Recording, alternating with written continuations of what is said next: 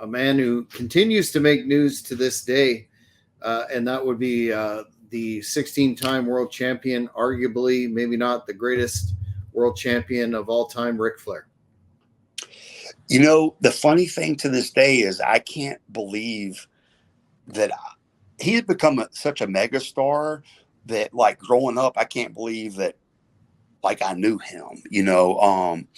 I mean, I used to go work out at his house when I was in high school. He had a gym put in the back of his house, and he allowed me and Dustin Rhodes, Dusty's son, we'd go work out over there. Dustin didn't work out very much, but I mean, it is what it is. And I mean, even the night my father passed away, I remember we were all in shock because he was just 52 when that happened. And we were downstairs just like, man, what? And we hear a knock and a ring on the doorbell. And I go to answer it, and I see Flair stand. He was the first person that came over.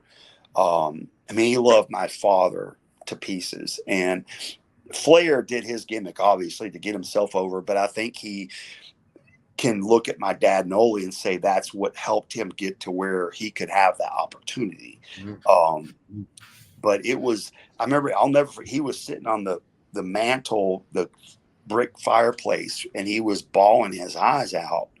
And I was still in shock. I mean, I cried at times, but I wasn't crying at that moment. And it was more surreal to look at Flair, talking about and how upset he was about my father passing away. But I've known him since I can remember. And I mean, I remember he called me, or probably called my dad first. And it was in 1989, and him and Lex Luger were supposed to do the Great American Bash in Baltimore. And I think he was supposed to drop the strap to Luger there.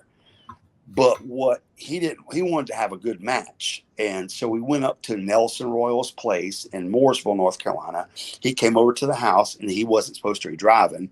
So I had to drive his Mercedes with him sitting in the side.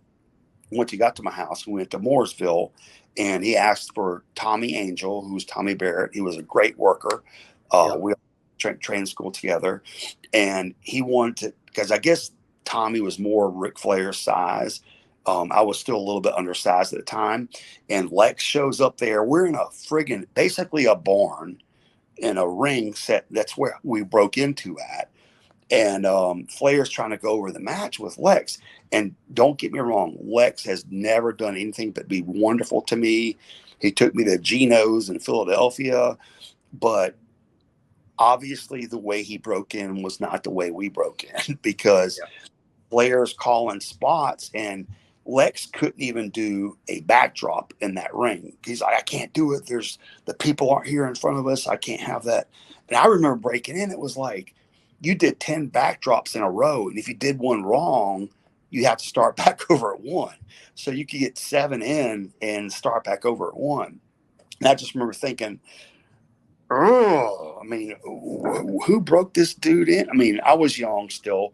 I remember Dick Murdoch, he would say, when they gave Lex that big first contract, he would say, I'll teach him how to do a headlock takeover for $150, because he could. I mean, and I don't mean that Lex was great to me. I don't mean to bury him, but it is what it is. And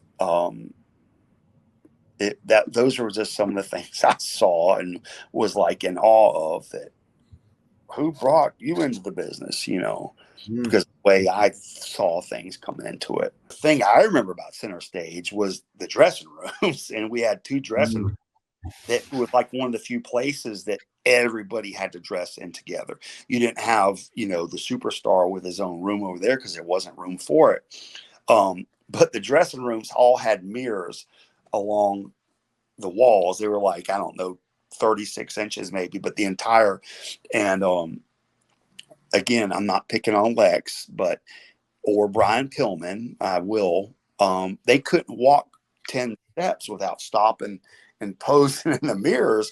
And so the joke became, if you need a finish for them, just put a mirror and then give them a schoolboy trip for 1, 2, 3, because they can't not look at themselves in the mirror.